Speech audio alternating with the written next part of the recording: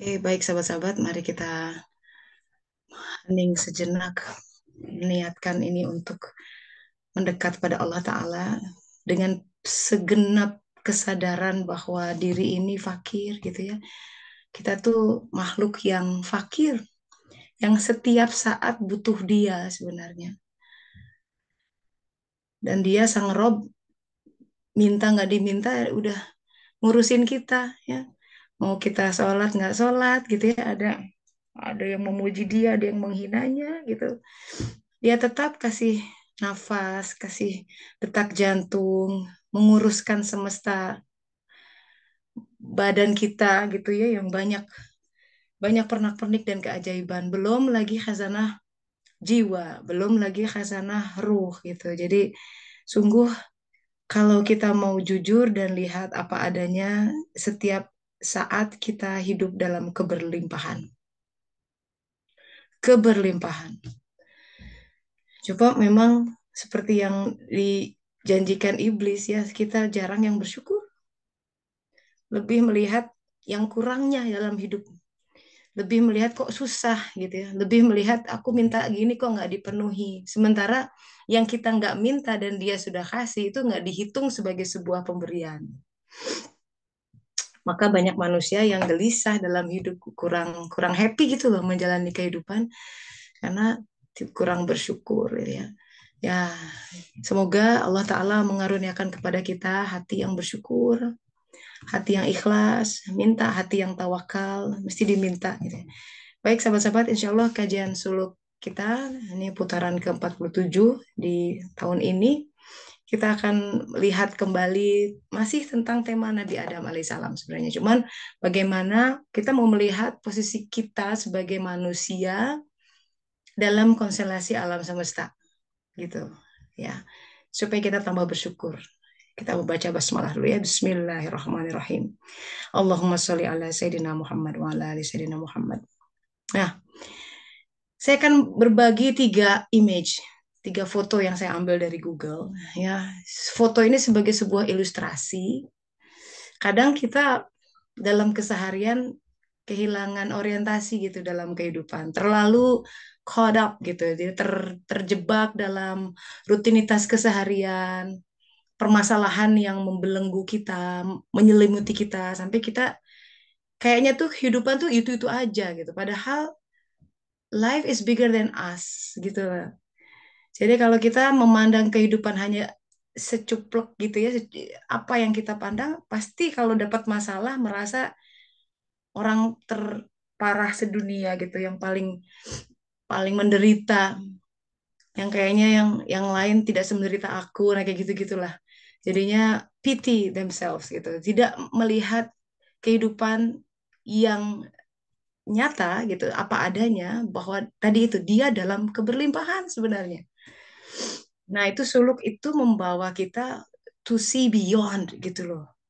Ya, dengan panduan ayat-ayat Al-Qur'an dan hadis ya, bahwa ayo dong kita lihat lebih jauh yuk gitu. Bahwa hidup ini bukan sekedar pagi ke kantor, ke klinik, ya, ke tempat kerja atau jualan atau ngurus keluarga, malam capek terus tidur, besok diulang lagi, like rat race gitu, kayak kayak tahu kan ada hamster ya atau tikus lari di spinning wheel, dia nggak kemana-mana gitu. Sudah 50 tahun misalkan berjalan, itu lagi ditempa oleh masalah yang itu lagi biasanya. Biasanya problematika manusia seputar dunia ya kan, masalah uang, rezeki, itu kan yang dipertakuti oleh setan daerah-daerah situ aja. Masa depan anak-anak, kalau ada masalah sama anak-anaknya gelisah gitu kan, pernikahan kayak gitu-gitulah. It's classic gitu. Dan kebanyakan orang tidak mengandalkan Allah dalam dalam dia merespon segenap permasalahan yang sebenarnya itu datang dari Allah. Nggak ada permasalahan yang tidak datang dari Allah, tidak dengan izinnya, nggak mungkin. Selembar daun jatuh pun dia tahu dan dalam izinnya. Jadi sebenarnya langkah smart kalau kita mau bersuluk benar, respon pertama begitu ada kejadian yang, aduh kena nih ya, ujian, udah gelar sejadah aja dulu. munajat sama dia sebelum kita berikhtiar ke semestanya. Sebelum kita berikhtiar konsul sana, konsul sini, minta tolong sana sini, tapi adabnya tanya dulu sama dia, Allah Ta'ala. Kita tinggal di dunia, ini bahkan kita cuman tinggal di sepetak bumi yang nggak kemana-mana ya, paling area Bandung, kota-kota itu aja ya kan. Belum pernah ke bumi, bagian bumi lain, Alaska misalkan ya.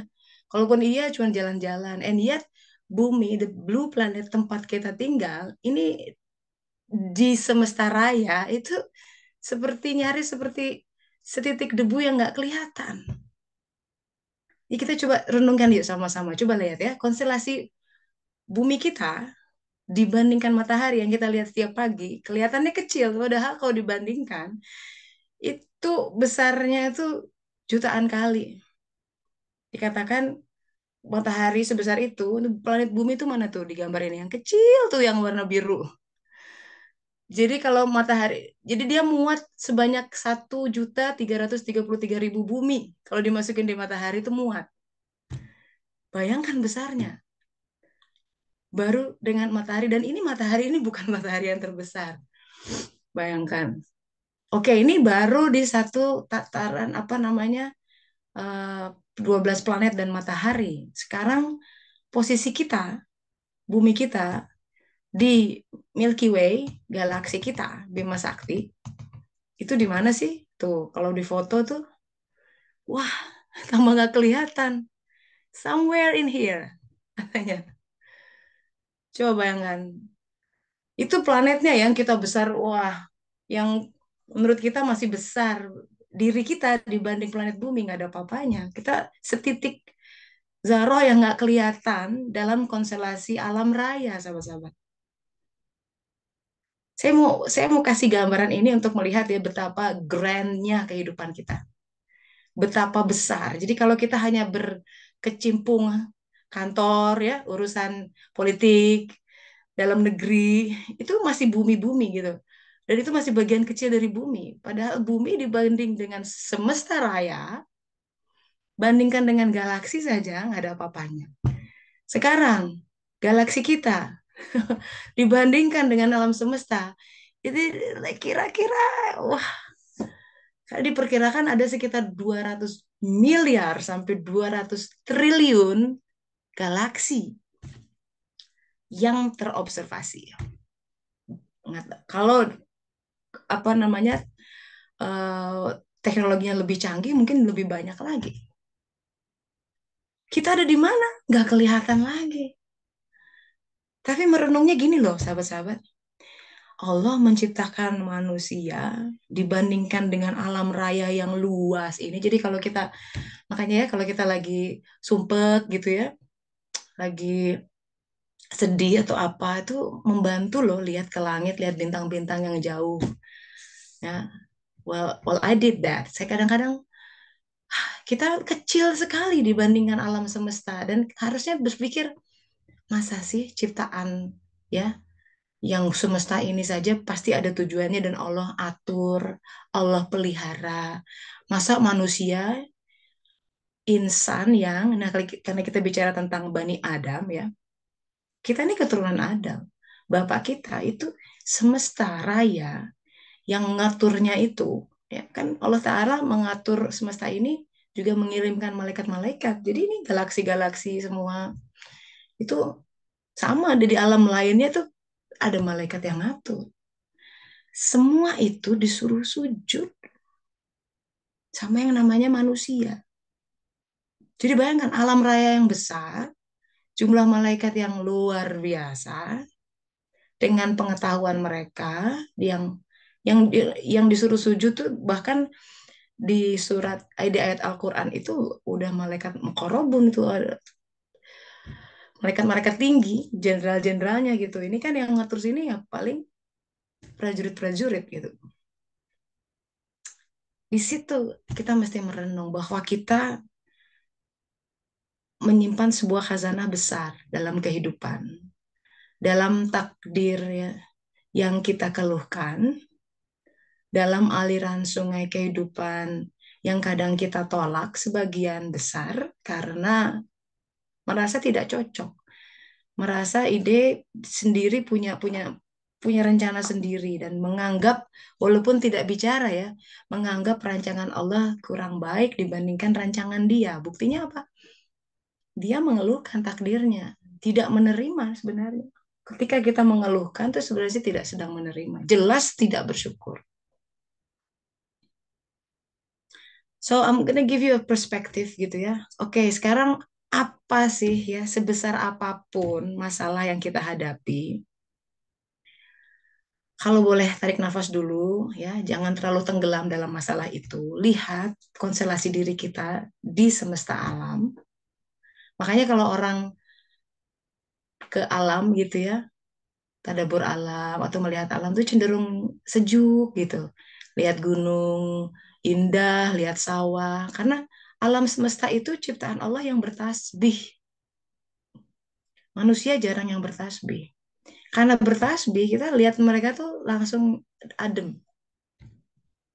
Orang banyak yang back to nature, ingin mencari kedamaian. Karena kedamaian yang sejati hanya dicapai ketika orang mengalirkan diri dalam kehendaknya. Bukan kehendak dirinya, kehendaknya, tanda kutip, tanda capital N gitu kan. Kehendak Allah Ta'ala yang paling tahu desain kehidupan, apa yang terbaik buat diri kita. Kenapa? Karena dia menciptakan kita. Kita kan sok tahu gitu ya. Maksa-maksain, pengen ini, pengen itu, pengen ini, pengen itu. Merasa bahwa kalau itu terkabul, aku bakal bahagia. Dan berkali-kali kita terantuk oleh sebuah ilusi kebahagiaan. Ah, kalau aku nikah, aku bahagia. Udah nikah, ribut. Nggak bahagia juga. Oh, mungkin kalau punya anak, bahagia. Udah punya anak, ribut lagi, gitu ya. Oh, mungkin kalau ada adiknya, terus aja. Oh, mungkin kalau punya ini, dikejar terus. Sampai udah mau jelang alam barzah, tidak akan menempat kebahagiaan. Karena dia mengandalkan prasyarat-prasyarat dunia untuk mengaitkan kebahagiaannya dan hati, padahal illa bidzikrillah tatmainnul qulub, itu udah Al-Qur'annya begitu, gimana dong? Hanya dengan zikir sama Allah, bizikrillah tatmainnul qulub. Jadi kedamaian hati itu ketika dia nyambung. Zikir itu kan sebuah connection yang dijalin ketika kita ingat, tidak sekedar chanting gitu ya, menyebutkan la ilaha illallah, which is fine, bagus. Tapi kadang orang bisa kayak gini, lagi nyetir gitu ya, ingat ya Allah, indah banget nih kehidupan. Itu lagi zikir tuh sebenarnya dia. Ya zikir tuh luas ya, zikir ada zikir lisan, ada zikir dengan perbuatan gitu ya. Mungkin dia lagi nggak komat kamit mulutnya, tapi dengan dia hatinya selalu ini buat Allah, ini buat Allah. Dia lagi zikir sebenarnya, walaupun lagi nyapu, walaupun lagi Hah? Sepertinya sedang tidak ibadah dalam tanda kutip ya, dalam bentuk ibadah makhluk, tapi hati yang berzikir, ahlu zikir, dia mengubah segala sesuatu jadi emas. Seperti legenda Midas. Gitu ya. Semua yang dipegang berubah jadi emas. That's the legend of alchemy gitu sebenarnya yang dicari-cari orang. Gimana kita mengubah kehidupan yang kayaknya biasa-biasa aja di pandangan manusia dan hawa nafsu dan kebodohan, kemudian kita ubah itu menjadi sesuatu yang luar biasa. Itu hanya dengan zikir berubah tuh cara pandang kita. Ketika kita melihat masalah tidak sebagai sesuatu yang membelit kita, tapi sebagai sebuah opportunity, sebuah kesempatan untuk menumbuhkan jiwa, kan beda tuh. Jadi dia lebih bisa lebih tahan, punya daya tahan menghadapi itu, lebih lebih kuat, lebih kokoh, nggak nggak cengeng gitu menghadapi musibah, kekurangan, which is selalu ada. Ayatnya jelas banyak. Dan manusia, apakah manusia akan dibiarkan gitu ya? Tidak, diuji dengan kelaparan, kekurangan, itu ayat-ayat dalam Al-Quran. Dan pasti terjadi. Nah, coba sekarang kita lihat bahwa kita sebagai Bani Adam mewarisi itu. Ya, ketika dikatakan disujudkan, ya, maka siapa orang yang alam semesta, malaikat itu kemudian disujudkan oleh Allah Ta'ala dengan perintah Allah. Maka kita lihat suratnya sekali lagi. Kita lihat ya, surat misalkan di surat Al-Baqarah ayat 34. A'udzubillahi minasyaitonirrajim. Bismillahirrahmanirrahim. Ini kisah rentetan kisah Adam alaihissalam ya kan, ketika kami berfirman wa idz qulna lil malaika, kepada al malaika tuh, perhatikan di sini lil al malaika, malaika, jadi al malaika bukan sekedar malaikat, the the angels itu malaikat tinggi. Apa perintahnya? Isjudu, sujud li Adam. Nah, kata ini, sahabat-sahabat, the exact words seperti ini diulang 6 kali dalam Al-Quran. Sujudlah kepada Adam. Kita lihat konstelasinya apa ya. Kenapa Allah ngurang 6 kali dan setiap ayat berbeda-beda, ada kunci-kunci tertentu yang diberikan. Di sini kita kemudian melihat siapa yang disujudkan. Kita layak nggak? Makanya dunia kok kita pontang-panting ngejar dunia. Sebenarnya kalau orang kita beribadah benar pada Allah, ya kita benar ibadah sama Allah, dunia ditundukkan buat kita. Nggak kita pontang-panting cari dunia, bukan begitu deh. Kita kan desain manusia itu manusia tertinggi, mulia, dengan kemuliaannya. Kenapa dia mulia? Karena ketakwaannya. Karenanya apa, dunia simbol malaikat sujud berarti dunia disujudkan sama dia. Seorang yang beribadah betul pada Allah Ta'ala. Nah, kita lihat ya apa elemen-elemen yang terkait dengan ketika Allah Ta'ala memerintahkan sujudlah gitu. Di surat Al-Baqarah ayat 34 kita lihat urutannya, perintahnya isjudu li adama fasajadu illa iblis, dan bersujudlah mereka kecuali iblis. Aba, dia enggan. Kenapa enggan? Wastakbir, wastakbar. Dia uh, sombong ya. Wakana minal kafirin. Jadi kesombongan dan kekafiran itu sesuatu yang berkelindang. Terus kita merasakan, kayaknya aku nggak sombong, aku jelas bukan kafir ya. Tapi fakta bahwa alam semesta belum disujudkan buat dia, bahwa hidupnya masih pontang-panting ya di sana. There's gotta be something wrong. Kalau boleh jujur, ayatnya jelas. Mungkin ada elemen kekibiran, kibir, ya, kesombongan kecil, bangga diri itu sombong kecil. Gue gitu, ya, karena nah disujudkan, di, dibersihin dulu. Kata Rasulullah SAW begini, ada sebuah dosa, beliau tidak menyebut apa, kesalahan manusia ketika dia melakukan itu. Satu-satunya cara membersihkan dosa itu adalah dia harus pontang-panting, susah payah mencari nafkah dalam kehidupan.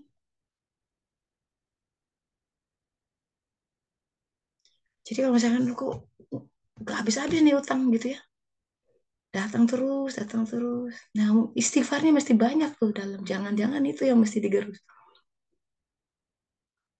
Bisnis ini gagal, bisnis itu gagal. Kok yang lain gampang ya duit, kalau aku susah. Hmm, ya. Jadi kalau mau merenung ke dalam supaya apa yang terjadi pada dia lebih jadi makrifat. Karena gampang aja buat Allah kasih buka gitu ya, kasih gaji 100 juta sebulan, apa susahnya? Dibuka, orang kafir juga dikasih. Bukan itu masalahnya. Tapi kalau dengan pemberian itu kemudian dia, Allah melihat kan, waduh, masih banyak ujub, lupa, tambah dikasih, tambah lupa. Allah nggak mau itu. Nanti dia tambah jauh, karena dia sayang sekali sama hamba itu. Dia pengen tarik. Ya artinya ya harus ya disempitkan dunianya. Itu cara pandang kita. Kalau mau melihat dunia dalam perspektif suluk ya, jadinya indah sebenarnya. Of all the squeezing, semua proses penyempitan, pemerasan, semuanya, wah digebak-gebuk, gebak-gebuk, itu tuh sebenarnya untuk soul purification. Jiwa kita hebat. Di alam sana, bahagia. Kita membeli kehidupan akhirat dengan dunia kok gitu. Ada ayatnya gitu. Mau nggak beli kehidupan akhirat dengan dunia? Di sini akhirnya dibeli, artinya ya udah, we don't have to say karena kita nggak udah dibeli. Hidup kita di sini nurut aja sama sang punya, yang punyanya gitu. Allah bilang kiri, kiri ikuti. Tinggal begitu hidup itu. Tapi harus penuh kesadaran bahwa oh ya, aku ikuti dengan tauan. Ya, surat Fussilat. Kalau tauan bersuka cita menjalaninya, langit yang tujuh dikembangkan. Itu bicara tentang the soul expansion, pertumbuhan jiwa. Akalnya tumbuh. Semakin dia tumbuh, akal makin makrifat, makin bisa melihat hikmah dalam kehidupan. Dan hikmah adalah makanan orang-orang beriman. Cahaya itu. Nah, sehingga hidup ada maknanya. Dan orang tuh cari makna kok sebenarnya. Silahkan cari dunia dibukakan. Banyak kasusnya sahabat-sahabat. Mencari popularitas. Sudah dikasih. Ada N-nya, ada akhirnya. Mencari dunia itu. Karena manusia tidak hanya jasadnya saja yang harus disuapin, diurus. Tapi jiwa. Jiwa datang dari mana? Jiwa akan makan, akan happy kalau dia meraup hikmah, ilmu tentangnya dan lain sebagainya. Apakah tidak cukup ayat-ayat di dunia ini? Ada orang yang demikian hebat, selebriti, apa, tapi depresi, berakhir bunuh diri, ya, kecanduan ini, itu dia nggak happy, kurang apa? Terus kita mau nggak belajar gitu dari pelajaran orang lain. Nah, sehingga di sini kenapa alamku belum disujudkan? Barangkali kita punya sifat-sifat iblis yang kibir, ya, takabur. Contoh sombong itu misalkan kita nggak minta pertolongan Allah untuk sesuatu. Betapa banyaknya kita mengambil keputusan tanpa kulonun. Bener nggak? Coba itu yang baru belanja Shopee-Shopee. Memang murah sih, 75.000, misalkan 30.000. Bilang nggak sama Allah dulu, ya Allah boleh nggak ini? Jarang. Kalau udah gede, baru kalau butuh, ya Allah. Kalau perkara minta garam, perkara jarang. Sombong kita. Sombong merasa punya duit sendiri gitu. Benar nggak? Aku jarang. Naik mobil, masuk church. Vreng aja, nggak berdoa. Sombong. Merasa, oh, begitu kecelakaan baru. Ya. Kita kayak menjalani hidup tuh kayak berkuasa gitu loh ya. Seolah-olah bisa tanpa Allah. Kita sering kali melupakan Allah. Kategorinya itu dalam Al-Quran orang yang fasik. Sombong aja. Sombong tuh kan kayak gini kalau kita, sombong ya kamu nggak pernah nelfon, ya sama. Kita juga gitu. Jarang manggil Allah. Sombong. Allah tuh hanya ya nantilah kalau zuhur, nantilah 2 jam lagi kalau asar, panggil-panggil dikit, tanpa itu juga dengan hati yang lalai, sekedar selesai mengerjakan sholat biar nggak feel guilty. Kadang manggil Allah dengan dalam tuh kalau ada masalah gitu. Ya Allah, nangisnya ya, dalam sujudnya gitu. Sampai ada kayak begini ya hadis tuh. Allah menimpakan suatu ujian sama seseorang hamba. Dan Allah Ta'ala berkata sama malaikat, biarkan dia dalam ujian. Karena aku senang mendengar rintihannya. Gitu katanya. Karena kadang manusia tuh kalau nggak diuji tuh nyebut Allah tuh hambar. Ya Allah. Ya. Atau ya itu apa namanya.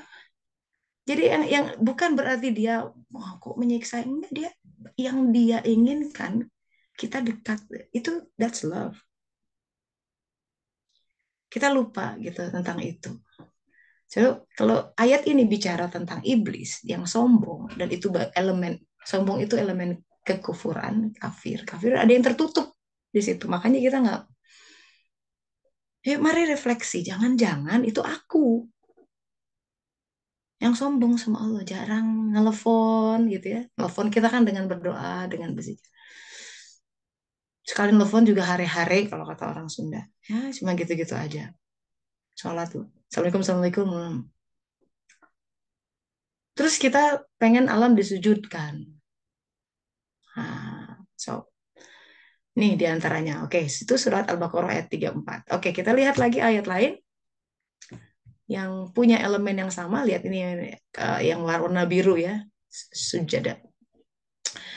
Ini surat Al-A'raf ayat 11. Auzubillahiminasyaitonirrajim. Ini Bismillahirrahmanirrahim. Walaqad khalaqnakum, dan sesungguhnya kami telah menciptakan kamu. Ini menarik nih urutannya, lihat ya. Al-Quran kalau bicara urutan, it tells about something. Kami menciptakan kamu, jadi khalaqnakum. Ada suatu penciptaan, satu titik.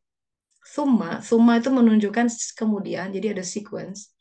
Jadi ada yang diciptakan, kemudian sawarnakum, membentuk rupa tubuhmu.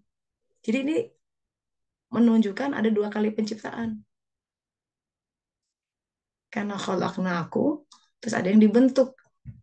Summa lagi. Kemudian kulna lil malaikati, dikatakan kepada. Jadi setelah dua kali penciptaan itu, perintah kepada malaikat, ya, sujudlah di Adam.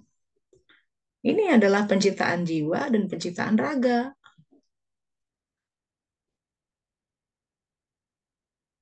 Sekali lagi, semua sujud illa iblis. Jadi di sini informasi yang berbeda disebutkan, dia tidak termasuk minas sajidin. Tidak termasuk orang-orang yang bersujud as-sajidin. Kalau kita lihat dengan ayat tadi, berarti orang yang takabur, ya, sombong, itu bukan orang yang bersujud. Sujud itu kan posisi yang paling Allah sukai dalam sholat. Makanya itu jarak terdekat antara hamba dengan Tuhannya. Maka perbanyaklah berdoa, katanya begitu. Secara simbol, sujud itu kepala kita nempel sama tanah. Hati kita naik. Bener nggak? Dada di atas ketika posisi sujud. Itu adalah posisi ketika kita harus mulai, si hati harus hidup sebenarnya. Jadi dia harus leading. Kalau kita dengarkan kata hati, it's not as simple as that. Karena seringkali yang kita dengar itu masih solder. Nah, kadang manusia tidak bisa, belum bisa memisahkan ini suara dari solder. Solder itu baru rongga dada. Memang berdekatan, tetangganya hati. Tapi itu suara hawa nafsu yang didengar, suara syahwatnya, suara hatinya kecil, ya, belum kedengaran karena masih mengumbar syahwat hawa nafsu. Hati itu, suara hati, jadi kan suka nanya, gimana teh caranya mendengar petunjuk Allah? Ya harus guidance Quran ya. Taubat itu harus disertai dengan membunuh anfus. Keluarlah dari kampung halaman, atau aniktulu anfusakum, bunuhlah dirimu. Maksudnya adalah hawa nafsunya itu loh harus. Makanya saum di bulan Ramadan itu efektif mencari ketakwaan. Kenapa? Syahwat dibelenggu, ya, disuruh saum, ya kan? Hawa nafsunya juga harusnya di dikontrol. Jadi perumpamaan sadar itu seperti kolam, ya, danau, di mana danau, ke dalam danau itu masuk berbagai aliran sungai. Sungai itu dari mata, dari apa yang kita lihat, apa yang kita dengar, apa yang kita rasakan, apa yang kita pikirkan, tuh masuk tuh ke sodar kita, rongga dada, kesadaran ya, sodar namanya. Di situ, kalau hatinya hidup, ada mata air yang muncul di dalam kolam itu yang mengeluarkan air jernih. Tapi kalau sungai-sungai yang dari mata, dari pikiran itu polluted, ya karena kita mikir nggak bener, ya, penuh prasangka, ya, atau melihat sesuatu yang diharamkan, nggak bener juga, itu mengotori danau. Yang terjadi danaunya, danau hati kita, sadar kita, butek gitu airnya, keruh. Kalau airnya keruh, dia tidak akan memantulkan bayangan yang jernih dari langit. Artinya petunjuk Allah susah dibaca. Mau istikharah berapa kali, mimpinya tuh penuh dengan luapan hawa nafsu dia sebenarnya. Celakanya kalau itu dia interpretasikan sebagai oh ini petunjuk Allah, padahal itu dia menjustifikasi hawa nafsunya. Kan celaka tuh. Tidak mudahnya kita ya dalam bersuluk, maka butuh guidance.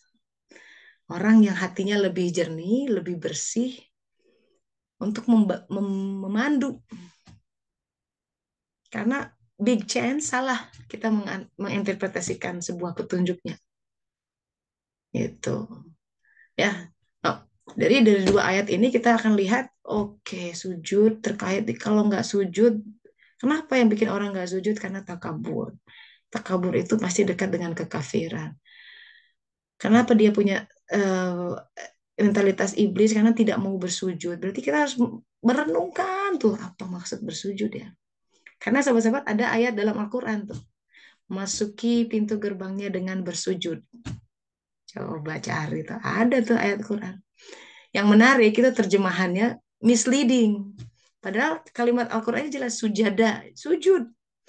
Karena mungkin penerjemah bilang, masuki pintu gerbang dengan bersujud. Emang gimana ngesot gitu kan? Akhirnya dia bilang membungkuk katanya gitu terjemahannya. Iya kan? Karena bungkuk sama sujud, weh, beda banget tuh posisinya. Pintu gerbang masuki dengan sujud. Ada rahasia besar di sujud. Ayat lain, surat 1761. Auzubillahiminasyaitonirrajim. Bismillahirrahmanirrahim. Ini ya cara Allah uh,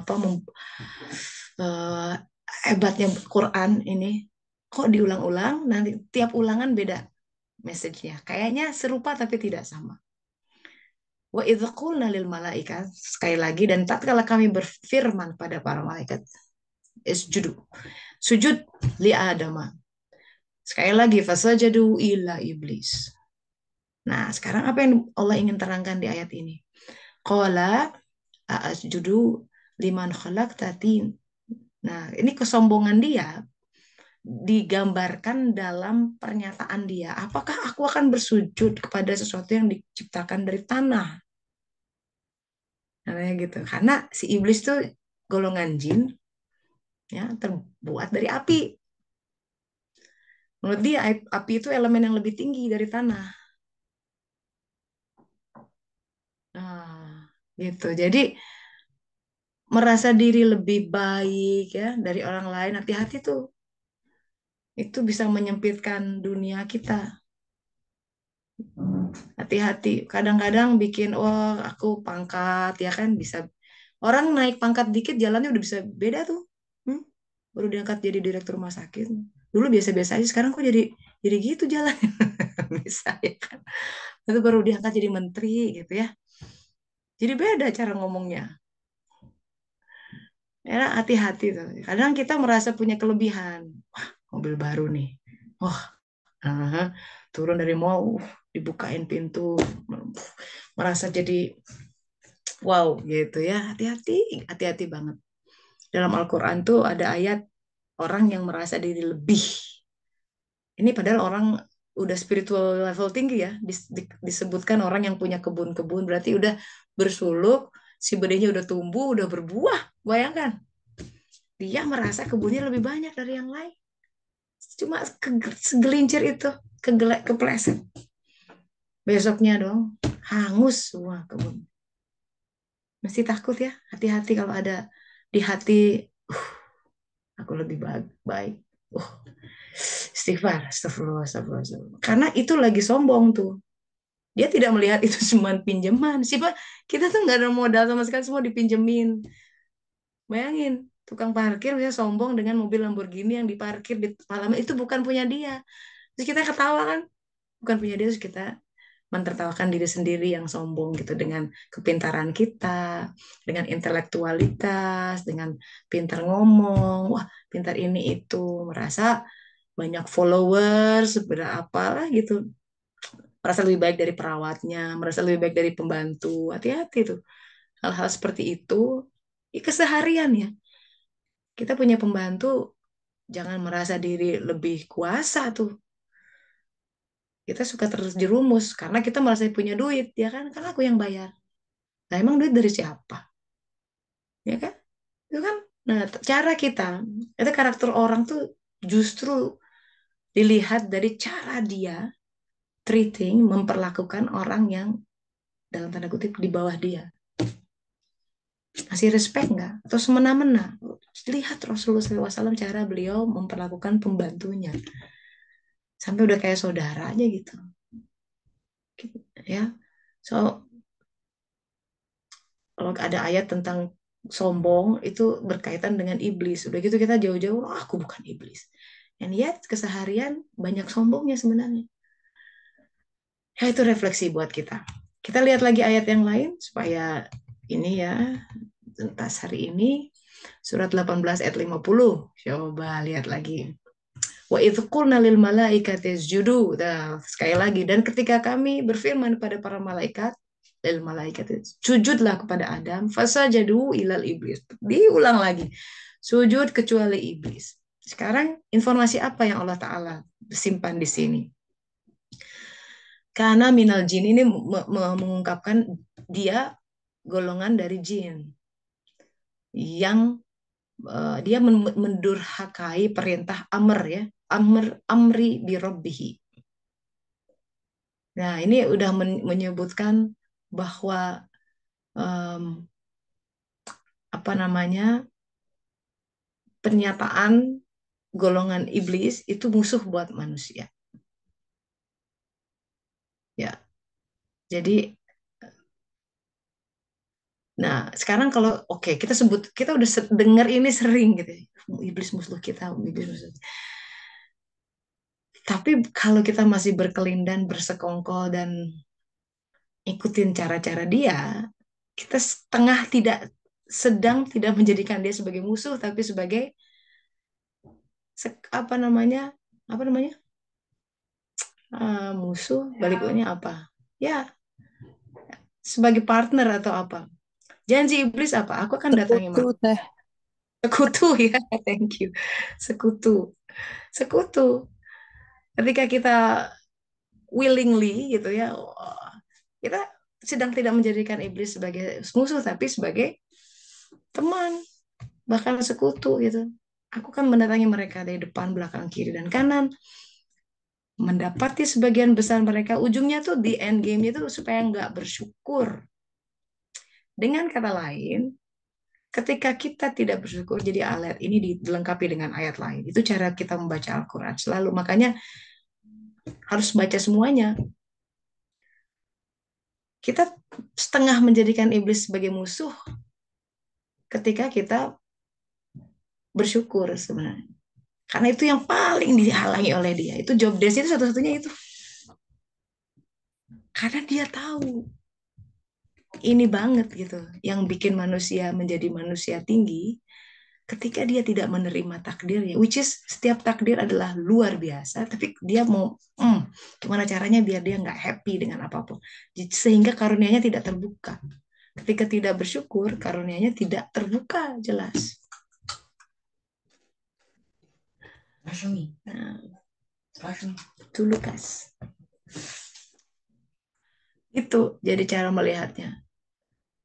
Jadi kita nggak merasa dari ayat ini, oh, kan jangan jadikan iblis sebagai sekutu bagimu. Ah, rasanya enggak gitu. Tapi dalam keseharian nggak bersyukur, ngeluh terus gitu ya. Jadi syukur tuh diantaranya ya, selalu melihat berlimpah banyak dari apa yang dia berikan. It's a mind's game kadang-kadang. Karena hawa nafsu lebih cenderung melihat apa yang kurang. Aduh, coba aku punya itu, punya ini. Terus yang tidak dimiliki itu yang di-highlight. Yang ada itu nggak di-highlight, nggak disorot gitu. Coba kita punya rumah kayak gitu ya, ataupun badan ke pemberiannya yang lain nggak dia, sehingga dia selalu merasa miskin terus. Padahal dia hidup dalam keberlimpahan. Kan orang kaya miskin tuh bukan masalah berapa miliar dalam bank account-nya. Dia qanaah nggak, merasa cukup dengan apa yang ada. Ada kisah tuh kan, seorang sufi jadi apa ya, pengemis gitu kan. Jadi ada seorang kaya yang apa apa ya, dia dikasih duit tertentu tuh dia masih, padahal hartanya udah banyak gitu, tapi dia masih maruk gitu. Dia bilang, kamu lebih miskin dari aku. Walaupun dia hartanya nggak banyak, tapi merasa cukup dengan apa yang ada, itu kekayaan. Susah loh jadi punya qanaah, hati yang qanaah. Buktinya banyak orang merasa nggak cukup. Selalu ya kejar ini, merasa nggak cukup, merasa dirinya tidak cukup, dirinya nggak whole. Aku nggak happy, belum happy kalau belum punya ini. Aku nggak happy, mungkin bukan bentuk material, mungkin bisa jadi notionnya tuh wow, yang dibanggakan adalah bentuk keluarga tertentu gitu ya, jabatan tertentu, status ekonomi tertentu, status sosial tertentu gitu. Nah itu ya sama juga gitu. Kita didikte oleh kehidupan. Ini ayat ini ya, jadi tentang jangan bersekutu, menjadikan iblis apa namanya sekutu bagimu gitu. Jadi kapan ketika kita menjadikan iblis sekutu, ya ketika kita nggak bersyukur. Karena itu job desk-nya dia banget gitu di ayat lain. Oke, kita lanjut. Surat Toha ayat 116. Sekali lagi, wa idz qulna lil malaikati isjudu li adama fasajadu illa iblis. Cuma segitu. Dia menolak. Kalimatnya singkat, tapi aba, penolakan, itu berkelindan dengan ketidakinginan dia untuk bersujud. Karena ini kajian suluk ya. Kajian suluk itu selalu kontemplasinya ke dalam. Keengganan. Itu elemen dari karhan. Kalau dalam surat Fusilat tuh, mendekatlah kepadaku tau'an au karhan. Dengan bersuka cita atau karhan. Berat hati. Anyway, gitu. Karhan itu keengganan. Hati-hati tuh. Itu bikin orang susah bersujud. Terhalang. Suruh sahur. Jadi perintah-perintah Allah yang turun dikerjakan dengan setengah hati, sebuah keengganan. Dan itu sifat-sifat yang melekat pada iblis, laknatullah. Keengganan kita untuk berbagi, keengganan kita untuk mengikuti syariat tertentu, itu mesti diistighfari. Berarti ada elemen-elemen kekafiran dalam diri, ada yang tertutup. Ini ayatnya berkelindan satu sama lain ya. Luar biasa ya. Allah Ta'ala menyimpan khazanah, diulang, makanya setiap ulangan tuh beda. Nah, ini cara asik mengeksplor Quran. Pakai tools ini, konkordansi, klik satu, keluar ayat-ayat yang sama, itu dia berkelindan gitu. Terus kita tinggal kontemplasi, jangan-jangan aku. Jadi dari tadi tuh, bro, jangan-jangan ada kibir dan lain sebagainya. Lihat ke dalam diri. Karenanya alam belum disujudkan buat kita, karena kita belum layak. Makanya kalau belum disujudkan, kita masih pontang-panting mengikutinya. Fakta bahwa kita masih dibuat rungsing gitu ya, gelisah, kasih gampang gampang kaget gitu. Ada isu sedikit goyang gitu. Berarti belum kokoh pijakan kita pada Allah Ta'ala. Mungkin ya, mungkin yang dicari masih belum Allah banget gitu. Kita hanya part time nyari Allah, in between memenuhi ambisi pribadi dan pemenuhan dunia. Walau alam.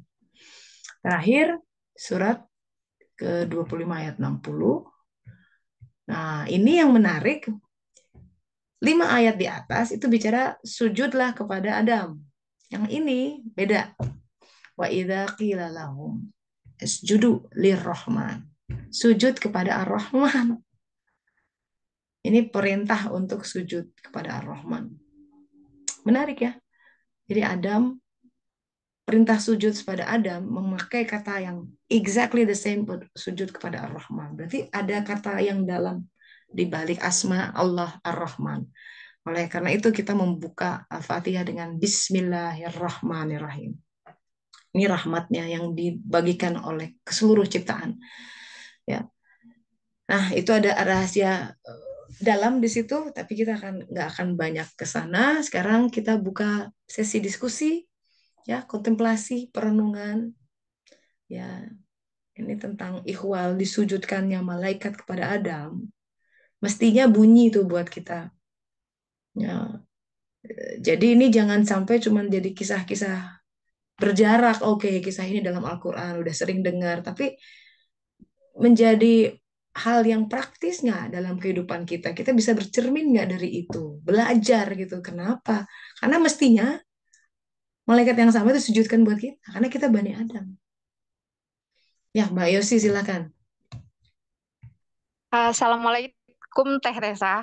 Waalaikumsalam warahmatullahi wabarakatuh. Silakan, Mbak. Aku tuh pengen tanya ya, udah lama sih aku mau nanya tapi kayak lupa gitu. Sebenarnya bagaimana Suluk memandang soal kezaliman yang terjadi sama diri kita atau yang kita anggap itu adalah sebuah kezaliman.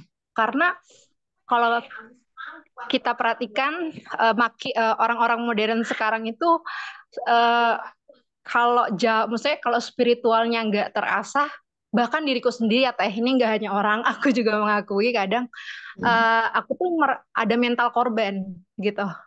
hmm, Selalu kita yang tersakiti, kayaknya hmm, kok orang yang salah terus gitu. Jadi hidup tuh kayak nggak damai-damai aja gitu. Padahal sebenarnya aku tuh pernah baca satu kalimat gitu, nggak ada orang yang bisa nyakitin kamu tanpa seizin kamu. Jadi maupun orang ya. itu maki-maki kita, kalau kita memutuskan bahwa nggak menganggap kata-kata itu akan menyakiti kita, ya nggak akan menyakiti gitu loh Kak. Hmm, hmm, Gitu loh Teh. Nah itu ya, sebenarnya gimana perspektifnya Suluk membantu zaliman dan bagaimana kita harus menghadapi itu. Karena kan sebagai manusia ini kita kadang apa ya, bertemu dengan banyak orang, bertemu dengan banyak masalah sampai nanti pastinya akhir hidup kita Teh nggak gitu. akan Iya, berhenti pasti. betul. Iya. Mm-mm. Oh, makanya maksudnya tadi soal kezaliman itu bagaimana kita memandang hal yang kok kayaknya ini menyakitkan gua. Walaupun sebenarnya kan diajarin juga ya sama yang aku tangkap selama aku ikut kajian ini adalah uh, kita tuh diri kita jangan fokus ke orang lain dan kita harus nggak usah fokus ke eksternal gitu pikiran maksudnya kita fokus aja ke yang ada dalam diri dulu gitu. Cuman kan yang namanya manusia mungkin harus dilatih ya, uh, perasaannya, pikirannya gitu ya. Dan Mm-mm. bagaimana dia merespon. Nah, itu satu soal kezaliman gitu. Yang kedua Ya. soal ambisi. Ini kan aku masih usia 30 ya Teh. Masih ambisinya Mhm. tuh kadang duniawi banget. Mhm. Mhm. Bahkan ada satu ambisi di mana aku tuh gini Teh, kok aku kan mau kuliah lagi, lanjut kuliah lagi, tapi selama 5 tahun ini Teh, itu tuh nggak kecapai. Kayak Allah tuh kayak kayak apa ya? Kayak uangnya pasti kepake untuk kebutuhan keluarga atau misalkan aku harus ngasih buku atau apa. Sampai aku di titik kayak sebenarnya aku diizinin nggak sih untuk kuliah? Terus aku nanya lagi Teh dalam diri, sebenarnya kenapa aku ambisi banget sama kuliah lagi? Oh, ternyata Teh, aku menemukan satu rasa ketakutan Teh. Yang ini ada Hmm. mungkin ada kaitannya gitu. Ada rasa ketakutan, kecemasan kalau aku nggak kuliah lagi, nanti aku nggak kepake di dunia kerja dan nanti Ah, aku nggak akan dapat rezeki gitu. Paham gak sih Teh? Nanti aku nggak kepake, nanti aku jadi ya. pengangguran gitu Teh. Hmm. Dan ini Mhm. Indonesia bukan negara maju gitu Teh, Hmm. kayak kecemasan-kecemasan gitu. Padahal kan udah sering diulang ya bahwa kita tuh pasti ada rezekinya, kita nggak boleh mencemaskan itu urusan Allah segala macam. Tapi kayak Ya. I don't know, semakin aku terus mengejar itu kayak terus tidak tercapai. Padahal kayaknya untuk kuliah lagi itu bukan hal yang sulit gitu. Ya. Sekian teh. Ya. Kita aja. Ya, ya, ya, ya, itu pentingnya ilmu. Maka ayat Quran awal tuh Iqra, suruh baca. Baca tuh butuh butuh kapasitas akal ya. Sama lah kita suruh baca anak usia 6 bulan ya nggak bisa, belum bisa. Paling dia makan tuh kertasnya. Belum. Berarti butuh akal di balik itu. Nabi Khidir, ya ada penggal di dalam surat Al-Kahfi, surat yang kata Rasulullah baca nih tiap hari Jumat akan mencahayai 1 minggu ke depan gitu kan. Kenapa? Di situ diantaranya ada tentang Ketika Nabi Musa, ini penggal terakhir ya, ketika Nabi Musa udah mau menjelang wafat, itu udah tua gitu. Ceritanya kan gini, ketemu Khidir itu. Beliau itu setelah melalui banyak hal ya, dibelah lautan buat dia bersama umatnya, gunung diangkat, banyak mukjizat lah, dapat mana salwa, makanan turun dari langit gitu kan. Tercetus suatu hari, kayaknya aku orang yang paling berpengetahuan. Ada pertanyaan dari seorang umatnya, apakah engkau ada orang yang lebih berpengetahuan dari engkau? Nggak ada. Begitu. Kayaknya enggak, kayak gitu. Terus kata Allah ada. Wah, begitu dikatakan begitu bukan jadi padam gitu ya, karena Musa alaihissalam itu figur pencari Allah kuat. Makanya dalam ayat Al-Quran sampai ada sepenggal kalimat dari Allah, Musa, di mana umatmu? Karena dia jalannya paling cepat, karena paling pengen banget ketemu Allah. Itu udah menunjukkan kecintaan dia gitu ya sama Allah Ta'ala. Oh, ada di belakang. Ya nggak peduli. Pokoknya aku pengen ketemu Allah. Nah, buat Musa alaihissalam ada informasi orang yang lebih berpengetahuan. Apa yang timbul? Aku ingin cari orang ini. Kenapa? Karena hajat dia ingin mengenal Allah. Berpengetahuan itu pasti pengetahuan lebih tentang Allah. Maka di dalam ayat itu dikatakan, aku akan berjalan, aku akan mencarinya walaupun aku harus berjalan bertahun-tahun. Nah, di situ disebutkan Musa ditemani oleh Nabi Yusa bin Nun, Joshua gitu kan. Dan ketemu itu kamu akan menemukan di pertemuan dua lautan itu simbol suluk banget. Tandanya ikan bekalmu hidup. Wah, itu simbol lagi gitu ya. Rasanya kita udah bahas di kisah Musa tahun lalu, walau alam. Nah, tapi even though ketika dia bertemu orang Nabi Khidir alaihissalam yang punya pengetahuan lebih itu, kata Nabi Khidir gini, pakai syarat gini, oh, kamu boleh ngikutin aku tapi jangan tanya ya sampai aku menerangkan sendiri ihwal itu kepadamu. Akhirnya tapi kemudian dalam kita lihat 3 kali terjadi ya sesuatu hal yang fenomena yang bikin Musa bahkan Nabi besar mengernyitkan dahi gitu yang nanya gitu. Makanya Khidir alaihissalam berkata gini, ini kalimatnya ya. Bagaimana kamu bisa bersabar atas sesuatu yang kamu belum punya pengetahuan tentangnya? Jadi sabar itu butuh pengetahuan. Nah, itu pentingnya berpengetahuan. Jadi misalkan kita terombang-ambing tadi ya dalam sebuah permasalahan, kok susah banget bersyukur atau apapun lah ya. Kok aku ikut red race of the world gitu ya, kayaknya tuh aku nggak gimana bisa mengubah berpengetahuan. Makanya butuh tolabul ilmi itu di antara kepentingan berpengetahuan, harus rajin mencari ilmu. Di antara tanda-tanda tobat adalah dia makin gandrung kepada ilmu-ilmu pengetahuan tentang ini. Makin baca Qur'annya rajin, ya tidak sekedar tilawah, dieksplor. Gitu. Jadi yang mengubah ya mesti mesti banyak belajar. Nanti si pengetahuan itu pelan-pelan mengendap, ya menetes, menerangi, mencahayai hati, dan akan bahkan mengubah tanda orang berilmu dan dia sudah meminum ilmunya adalah akhlaknya menjadi lebih baik.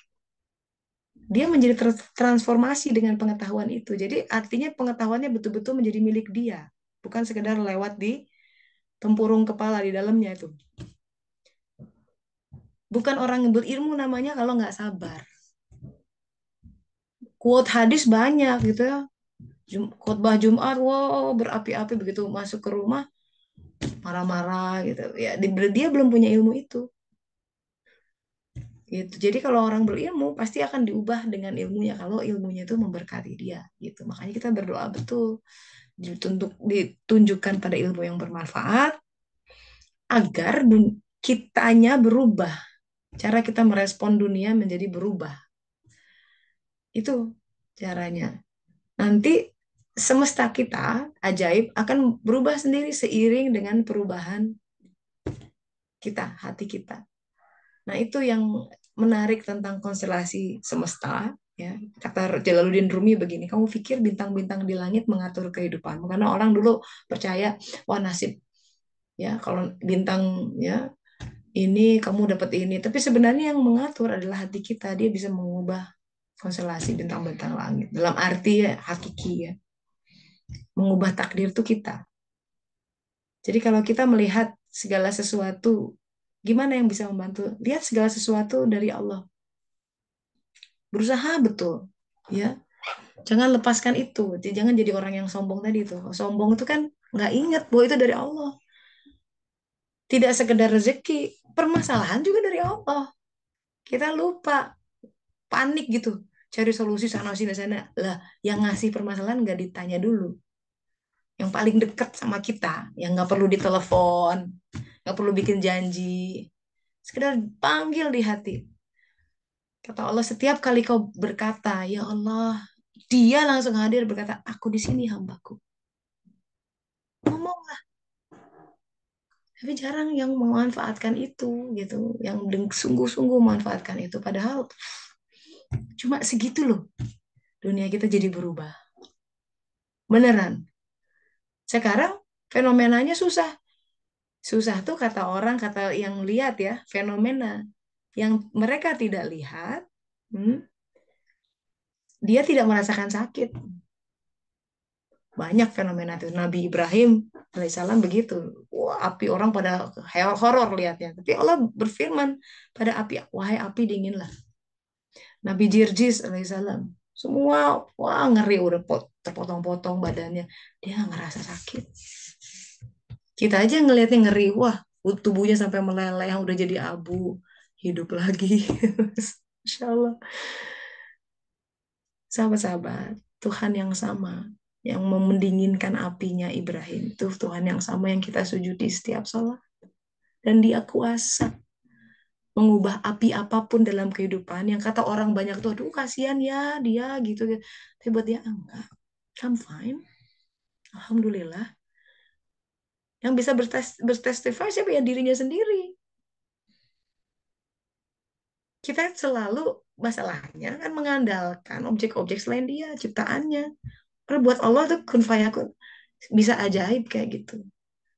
Nah, akal kita yang terbatas kan selalu ingin solusinya harus begini ya Allah. Jadi kita berdoa tuh minta pintu yang ini yang dibukakan. Padahal Allah buka 100 pintu lain.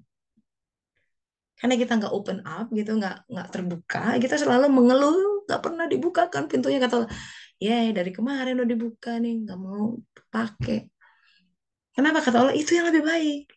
Karena kalau pintu itu dibuka, di depannya ada jurang. Itu yang kita nggak tahu. Akal kita kan suka cepet gitu, berpikirnya cuma satu, dua, tiga langkah. Nggak mikir gitu, apa konsekuensi dari terkabulnya permintaan kita buat orang lain. Karena dia cuma lihat buat dirinya, buat keluarganya.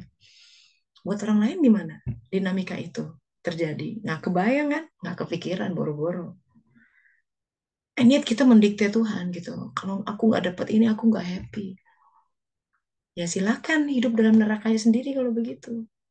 Maka kata Allah Ta'ala, Allah akan menimpakan rijsa ya, kepada orang-orang yang tidak menggunakan akalnya. Surat Yunus ayat 100. Rijsa, rijsun itu gundah gelan itu rijsa.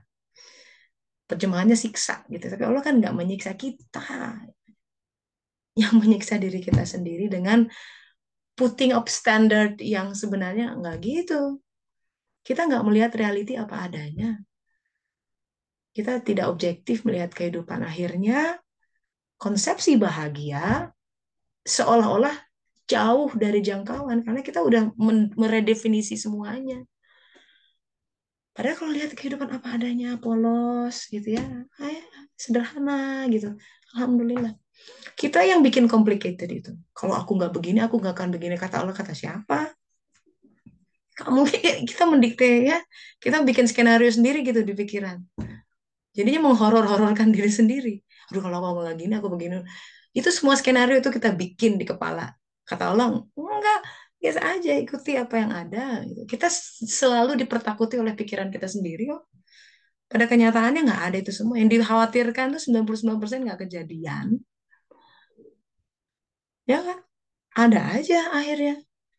Nah, makanya pentingnya benar menggunakan pikiran kalau lagi dan beriman kepada yang gaib ya.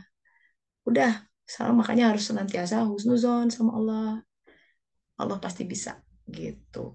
Kan tiap hari sholat, katanya Allahu Akbar. Allah Maha Besar. Dia lebih besar dibandingkan segala. Dia Maha Kuasa. Jangan sepelekan kuasanya. Dengan berkata, waduh kayaknya nggak mungkin. Jangan begitu. Buat Allah semua mungkin. Jadi kalau kita dekat sama Allah, semua tuh jadi gampang sebenarnya. Yang susah itu ketika kita mendikte-dikte kehidupan. Dan menganggap bahwa harus begini, harus begitu. Sementara takdirnya tuh kuat sekali. Dan kita nggak mampu mengubah takdir tanpa dia. Ya gitu. Jadi oke, kita harus senantiasa. Makanya berserah diri itu jangan-jangan kita lagi mendikte Tuhan gitu dengan menjadi Firaun itu ya. Harus begini, belum tentu. Maka pertanyaannya harusnya ya Allah baik nggak kalau begini? Apakah harus aku sekolah lagi atau enggak? Itu dengan tanda tanya. Karena kita sebagai hamba tidak tahu apakah itu lebih baik atau buruk buat kita. Ingat ada ayatnya, apa yang kau anggap baik belum tentu baik, apa yang kau anggap buruk juga belum tentu buruk. Ya, Allah Maha tahu. Di situ perlunya berserah diri. Gitu Mbak Yosi, walau alam ya. Semoga terus semangat ya. Jadi kalau dalam Iya, bersuluk, ya tadi tadi pertanyaannya kalau suluk itu melihat segala sesuatu, kezoliman, kegelapan, duka cita, ujian hidup. Konstelasinya begini loh. Alam semesta ini kan ada hadis kursinya. Aku, kata Allah Ta'ala, khanzun mahfi, khazanah tersembunyi. Dan aku cinta untuk dikenal. Jadi it's all about love story. Sejak kita bertemu Allah Ta'ala, semua jiwa ya di alam alas tuh, surat Al-A'raf 172, udah jiwa kita tuh udah. Hanya hati kita tuh sebenarnya tercipta untuk dia. Ketika yang memenuhi hati kita itu cuma dia. Jadi kalau kita menyimpan objek-objek kecintaan yang lain, pasti nggak akan penuh hati. Pasti ada hole di situ. Tadi ada sesuatu yang hollow. Nah, hollow ini yang kita pontang-panting nyari apa ya gitu. Sebenarnya memang hati tercipta buat dia yang bisa memenuhi hati kita. Kan tidak memuatku langitku dan bumiku kecuali kol hamba-hambaku yang mukmin. Nah, kuncinya mukmin. Pertanyaan besarnya adalah saya sudah jadi mukmin atau belum? That's a question that we need to answer. Apa itu mukmin? Apa tandanya? Al-Quran bicara apa tentang mukmin? Kenapa ada ayat yang mengatakan seorang Arab Baduy datang mengklaim, aku sudah beriman, langsung disanggah sama Allah sampai turun ayat itu.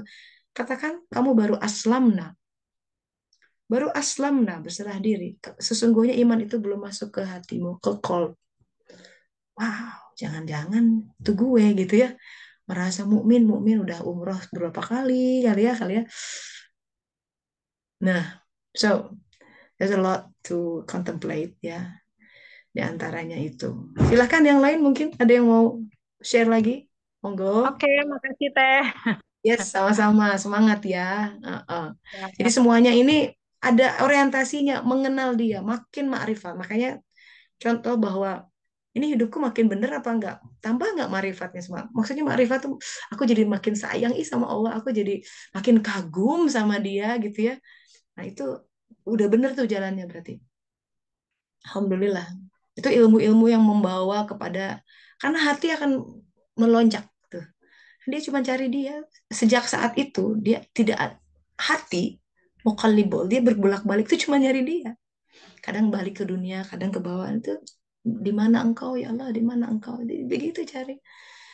Ya makanya kita selalu Ibnu Athaillah dalam Al-Hikam mengatakan kalau berteman itu bertemanlah dengan orang yang perkataannya atau ahwal keadaannya itu membuat kamu ingat Allah, bukan sebaliknya lupa. Bahkan ya kalau kalau janjian sama dia tuh aduh sholat jadi telat, waduh celaka ya. Mau arisan kayak mau apa, sholat nomor satu dipostpone semua kecuali mesti operasi.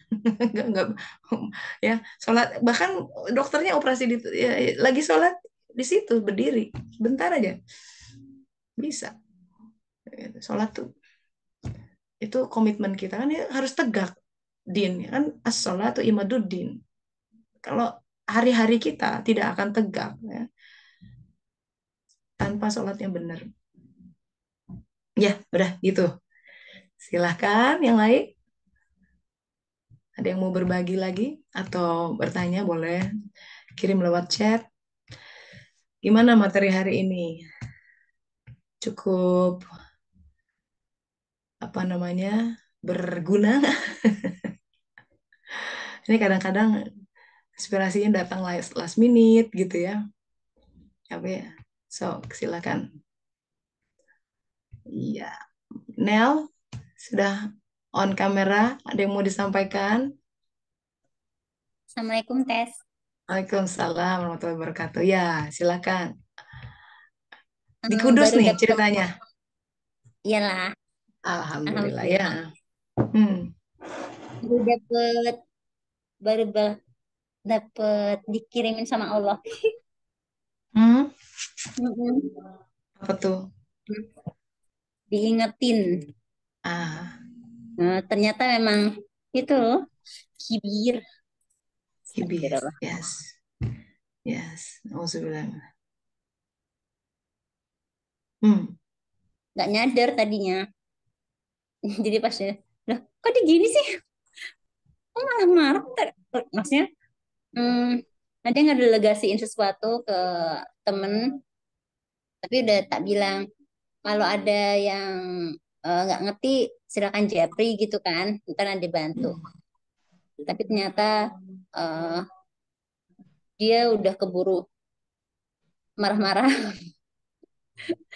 Apa sih aku gini gitu. Tapi udah baru ini sih. Oh iya ya. Nah dia kayaknya sering gitu juga sama Allah. Astagfirullah. Ah, ya, ya, ya itu marah-marah tuh itu bagian dari eh, jelas kalau kita marah. Makanya di adab para salikin buku Ibnu Arabi itu adab orang-orang yang salik. Salik tuh orang yang bersuluk gitu ya.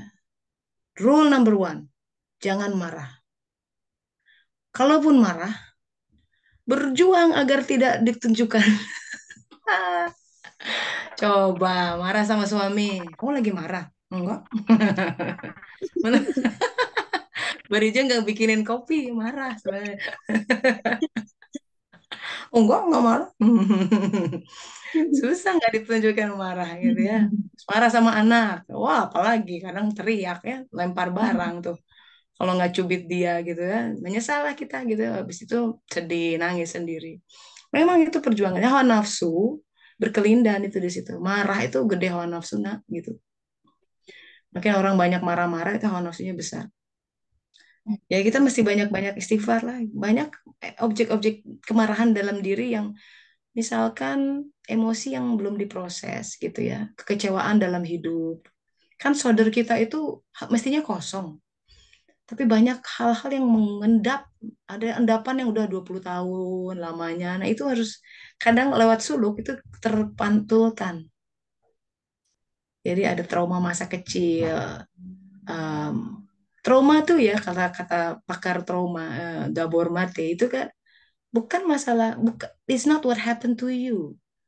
Karena orang bisa mengalami sesuatu hal yang sama tapi responnya berbeda. Tapi bagaimana kita merespon kejadian itu? Nah, itu tiap orang beda-beda. Jadi kadang ada amarah terhadap orang tua kita yang belum diproses tapi nggak berani marah kan karena merasa oh kalau orang tua harus dihormati. Dan itu terproyeksikan ke rumah tangga misalkan ya. Nah, ke anak gitu. Jadi ada amarah-amarah tertentu. Nah, itu menjadi bagian dari suluk. Makanya kehidupan itu kan selalu jadi kalau kita tadi ya, gimana sih suluk memandang kezaliman? Suluk memandang kehidupan tuh jadi cermin 3 dimensi. Jadi cermin, namanya cermin itu kita bercermin dari orang itu. Mestinya yang dibaca saya gitu, itu saya. Namanya bercermin, ya. Karena kita kalau kita bercermin kan kita nggak melihat objek cermin itu sebagai orang lain kan, bahwa itu adalah bayangan saya. Bisa nggak melihat orang yang nyebelin itu sebagai bayangan dari hati kita? Oh, nggak mudah. It's scary. Kita deny, oh enggak, aku nggak punya kayak gitu. Jelek banget. Nah, ya itu yang munculnya dalam bentuk itu. Orang yang nyebelin itu. Tapi kalau makanya butuh kerendahan hati, butuh keterbukaan untuk mulai, ya Allah minta kalau udah minta diajari, Allah bukakan pemahamannya. Oh iya ya, itu teh itu aku tuh yang kayak begitu. Kelihatannya di anak, kelihatannya di mertua. Mestinya kalau bersuluk kita menjadikan itu sebagai sarana untuk kontemplasi. Jadi you don't shoot the messenger. Mereka tuh cuman pion-pion aja yang tidak berdaya. Seperti halnya daun-daun berjatuhan gitu. Kita ngambil lihat, oh, karena gini, tauhidnya. Dia nggak akan ngomong gitu kalau nggak diizinkan Allah. Bener ya? Jadi kalau orang bersuluk, itu respon pertama selalu, kenapa ya Allah izinkan dia begitu? Nah, kalau udah begitu, udah melihat Allahnya, kita berusaha melihat, kenapa Allah izinkan si pencuri itu nyolong sepedaku? Kalau marah sama pencurinya mah nggak akan habis. Silahkan tempuh jalur hukum, itu kan muamalah. Tapi hati mesti lihat, introspeksi. Andilku apa di sini? Oh, mungkin Allah sedang membersihkan elemen tertentu dalam hatiku. Nah, itu kacamata suluk tadi Mbak Yosi. Gimana kita melihat kezaliman orang yang menzolimi kita?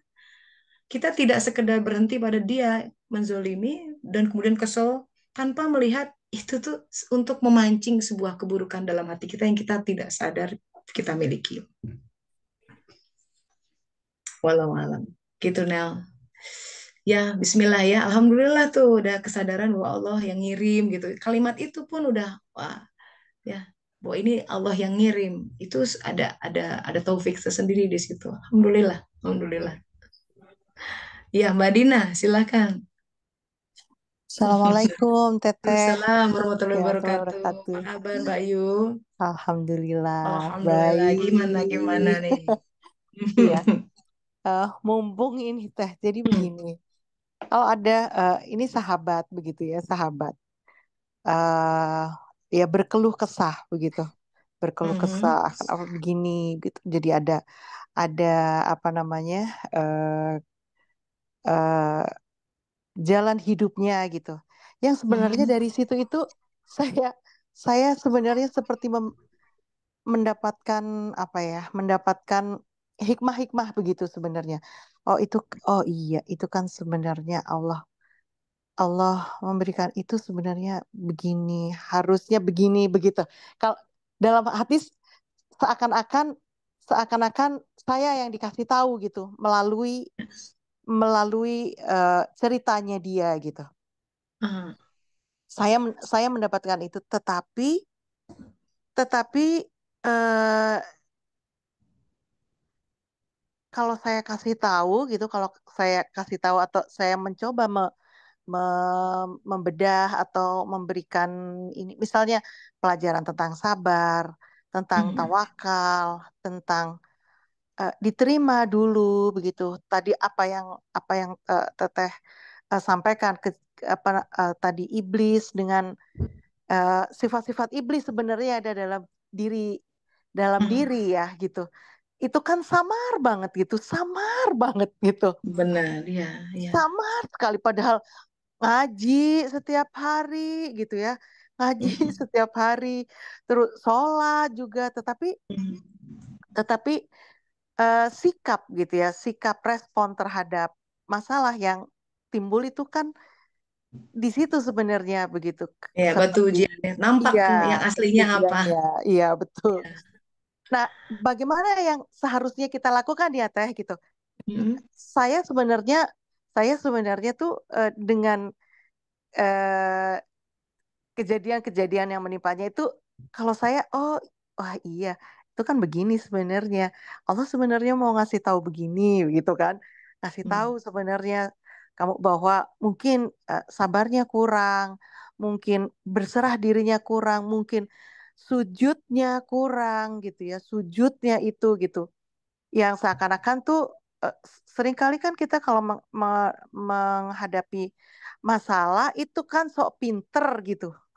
Sok pinter, sok tahu gitu. Ya, aku mesti begini, kayaknya mesti begini atau juga kurang bersyukur gitu.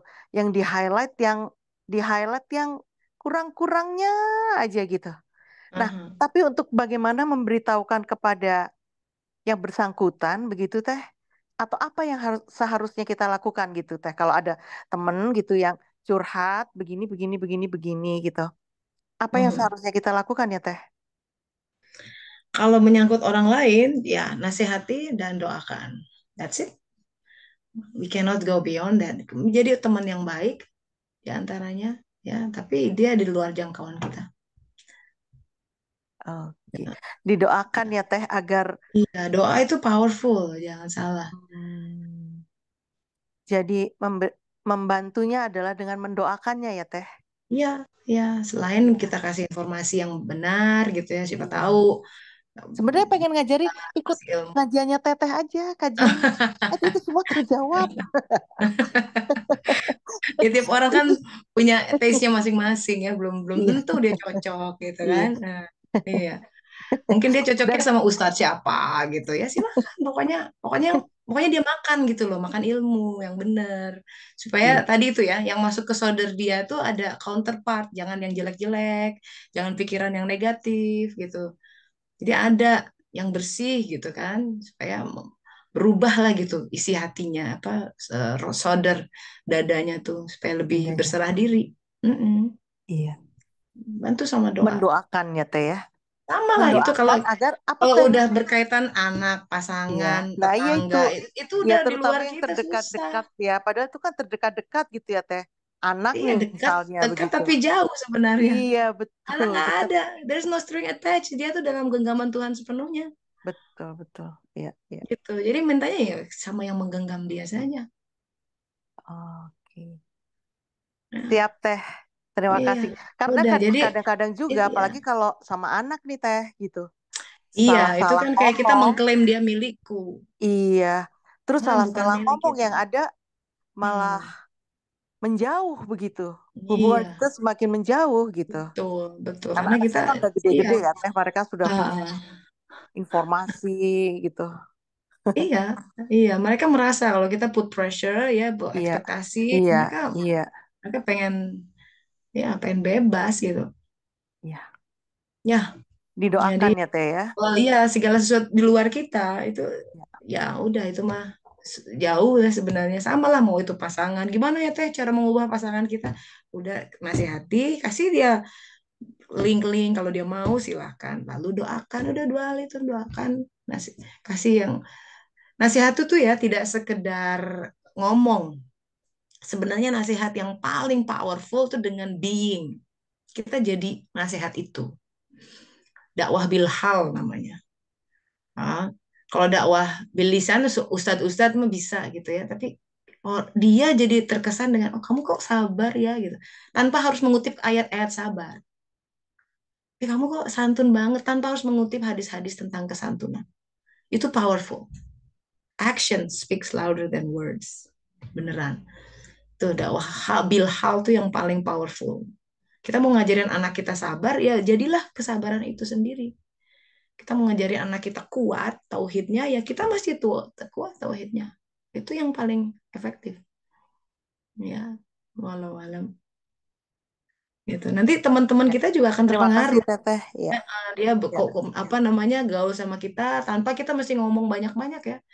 Tapi dia akan lihat, ya gue asik nih sama kamu, aku belajar gini. Dia akan tarik kesimpulan sendiri. Gitu, walau alam. Ya, alhamdulillahirobbilalamin. Ya, semoga bermanfaat sahabat-sahabat kajian kita. Bermanfaat nggak nih kajian begini? Ya, semoga nggak pusing ya. Jadi, tapi kita berusaha untuk Sangat ada bermanfaat. bermanfaat sekali Alhamdulillah, ya, Teh. ya, Insya Allah alhamdulillah, tabarakallah teh. Banget buat saya sih. alhamdulillah. Ya, ya. Jadi kita mencoba untuk ya ayat Quran ya kita lihat. Cuma kita ini kajian suluk tuh kan kita ngaji, tapi pengen gitu loh sambil mikir kontemplasi karena manusia itu sahabat-sahabat itu daya renungnya tuh yang harus itu yang menjadikan kita manusia tinggi. Jadi kalau kita kurang merenung kita akan selalu tergerus oleh arus kehidupan dan hilang orientasi. Namanya hilang orientasi itu tersesat, by the way, by definition. Itu yang kita minta idina syiratul mustaqim, syiratul ladzina an'amta alaihim, ghairil maghdub waladhdallin, yang tersesat. Kita mungkin tidak dalam golongan maghdub, tapi bisa jadi tersesat, hilang orientasi. Apa sebenarnya orientasi hidup kita? Lupa, keseret perlombaan, ya ngumpulin duit, ya ngejar villa, ngejar ini, ya, lupa. Maka harus ada reminder. Nah, sholat itu sebenarnya reminder 5 kali sehari setidaknya. Kematian juga adalah reminder. Dan kematian tuh degree-nya banyak ya. Ininya namanya hazarul maut, kehadiran maut. Bisa sakit, dibikin sakit tuh ada taste of death tuh. Dibikin barang hilang, bisnis gulung tikar gitu ya. Teman hilang gitu ya, menjauh, itu udah elemen-elemen kematian. Em, Nah, hal itu tadi persepsi suluk ya. Kalau suluk melihat itu sebagai semua hal harusnya membawa kita menjadi lebih dekat, lebih ma'rifat sama Allah Ta'ala. Nah, itu yang menjadi hidup postamasta gitu. Enak banget, apa namanya, so excited untuk menjalani kehidupan. Ingat ya, Rasulullah SAW itu marah tuh sama seorang yang mengeluhkan kehidupannya. Hidup saya gini, gini, gini. Beliau merah mukanya. Jarang Rasulullah tuh marah. Tapi kalau udah terkait dengan sesuatu yang tidak hak, beliau sampai bilang gini, kamu tahu, jadi orang zaman-zaman dulu, di zaman Nabi Isa gitu ya, ada orang yang sekedar bilang Allah harus ditebus dengan nyawanya. Dan mengerikan cara matinya tuh karena hukumannya berat banget gitu ya. Ditarik di semua ekstremitas, jadi tangan, dua kaki, diikat ke kuda, terus kudanya disuruh atuh badannya berburai-burai gitu ya, dimasukin ke gentong, isinya paku, pakunya juga segede-gede ya, digelindingin dari puncak bukit sahabat-sahabat sampai bawah udah jadi daging cincang. Sekedar bilang alhamdulillah ada Allah. Kita tuh berani nggak? Kita nggak bilang ya, tapi itu kan cara dia defense Allah gitu. Tadi ya, jangan jadi orang yang sombong. Oke lah, kita mungkin jauh, nggak mesti harus mengorbankan nyawa kita untuk sekedar sholat atau apa. Tapi setidaknya ya, jangan jadi orang yang sombong, melupakan dia bahwa ya di semua keputusan yang kita ambil, tadi tuh sekedar belanja 20.000, sekedar menambahkan buburkan air apa garam sedikit, panggillah dia, ya. And dia akan selalu ada masalahnya, cuman dia menunggu kita nggak bahwa aku tuh dekat. Dan setiap kali kita ya Allah itu ya, kalau kita makin sering munajat, hati kita makin terang. Seiring dengan terangnya hati, ya, elemen kezaliman sirna karena kegelapan tidak berkutik di hadapan cahaya. Dan itu yang akan mengubah hidup kita, sahabat-sahabat.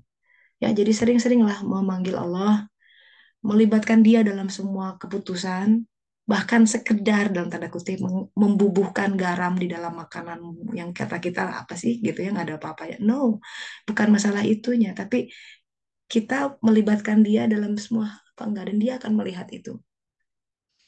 Itu yang bikin kehidupan kita jadi berubah gitu. Now, so praktekkan itu dan give your testimony gitu. Seminggu aja konsentrasi, tambah, bener teh, aku tambahin banyak munajat, bener ya, misalkan aku tuh tadinya berpusing dengan masalah ini, tiba-tiba Allah, kan itu hadisnya jelas, siapa yang perbaiki hubungan sama Allah, Allah akan perbaiki hubungan dia dengan manusia. Kan kita tadi ya, kita kan suka, aduh ini aku sama anakku begini, konflik sama anak, konflik sama pasangan, konflik sama mertua, pagejat di situ lagi ya, nggak bisa keluar dari itu. Kita tuh mesti smart, cari itu hadis Rasulullah, udahlah aku perbaiki hubungan sama Allah, banyakin munajat, sholat tepat waktu, and then you witness, kita menjadi menyaksikan bagaimana dia menggerakkan semesta kita, dia jadi berubah, kenapa jadi lembut? Kan itu, karena di luar kita nggak ada, kita nggak punya kuasa. Allah bisa mengubah semuanya. Ya, gunakan itu hadis, gunakan itu rambu-rambu Al-Quran, supaya dia menerangi kehidupan kita. Supaya kita, nih sisa hidup, kita nggak pernah tahu, bisa meraih yang terbaik yang sebenarnya dia sudah siapkan untuk kita. Yang terbaik. Sebelum kita akhirnya pulang, jangan nyesel gitu. Insya Allah. Alhamdulillahirrahmanirrahim. Dengan demikian tunai pertemuan hari ini. Kita tutup dengan doa akhir majelis. Subhanaka Allahumma wa bihamdika asyhadu an la ilaha illa anta astaghfiruka wa atubu ilaik. Alhamdulillahirabbil alamin. Terima kasih sahabat-sahabat. Silaturahminya semoga bermanfaat. Selamat menjalani kehidupan dengan bersukacita. Ya, panggil dia sering-sering. Pamit dulu. Assalamualaikum warahmatullahi wabarakatuh. Waalaikumsalam warahmatullahi Terima wabarakatuh. kasih. Karen.